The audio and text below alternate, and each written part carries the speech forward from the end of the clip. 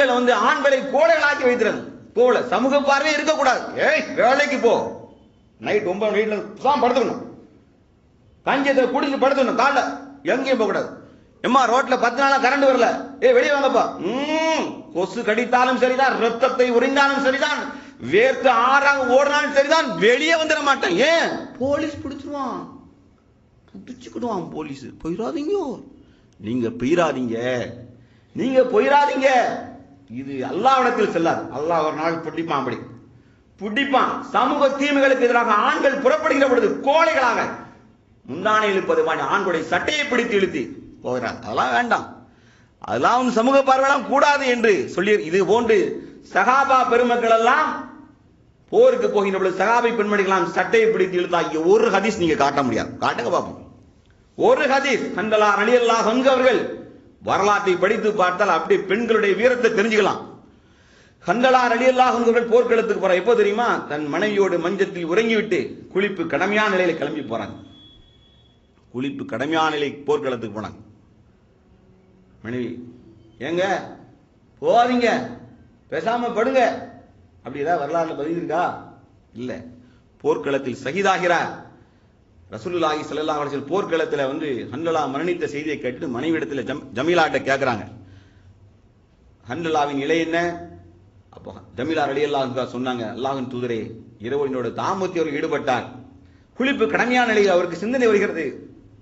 ரசூலுல்லாஹி ஸல்லல்லாஹு அலைஹி வஸல்லம் தலைமையில ஒரு படை, பெரும் படை உஹது போர்க்களத்திலே தியாகத்துக்காக இருக்கும்படி நான் இங்கே இருக்கக்கூடாது என்று சொல்லிட்டு குளிப்பு கடமையான நிலையில உஹது போருக்கு செல்கிறார். போர்க்களத்தை அவர் கொல்லவும் படுகிறார். அல்லாஹ் தஆலா 3 பேர் மீது அருள் கூறுகின்ற வானவர்கள் இறங்க மாட்டார்கள் என்று நபிகள் நாயகம் ஸல்லல்லாஹு அலைஹி வஸல்லம் சொன்னார்கள். ஒன்று, ஒருவன் காபிரான நிலையில் மரணித்தால் அவனிடத்தில் அருள் கூறுகின்ற ரஹ்மத்துடைய வானவர்கள் நெருங்க மாட்டார்கள். இரண்டாவது, ஒருவன் குளிப்பு கடமையான நிலையில் மரணித்தால் அவன் மீதும் ரஹ்மத்துடைய வானவர்கள் இறங்க மாட்டார்கள். மூன்றாவது, குலூக் என்று சொல்லக்கூடிய வாசனை திரவியம், குங்கும பூவால் உருவாக்கப்பட்ட வாசனை திரவியத்தை அணிந்திருந்தாலும் அவன் மீதும் ரஹ்மத்துடைய வானவர்கள் இறங்க மாட்டார்கள் நபிகள் நாயகம் ஸல்லல்லாஹு அலைஹி வஸல்லம் சொன்னார்கள். ஆனால் இங்க என்ன நடந்தது தெரியுமா? அல்லாஹ் சட்டத்தை அல்லாஹ் மாற்றி கொடுத்தான். சுப்ஹானல்லாஹ். அவர்கள் ஹன்தலா ரலியல்லாஹு அன்ஹு போர்க்களத்திலே மரணித்த போது குளிப்பு கடமையான நிலையிலே மரணித்தார்கள். அல்லாஹ் தஆலா கஸீலுல் மலாயிகா, வானவர்களை கொண்டு அல்லாஹ் தஆலா குளிப்பாட்டினான்.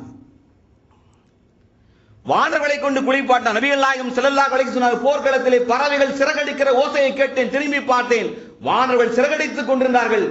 கஸீலுல் மலாயிகா, வானவர்களால் ஹன்தலா ரலியல்லாஹு அன்ஹு குளிப்பாட்டப்பட்டார்கள்.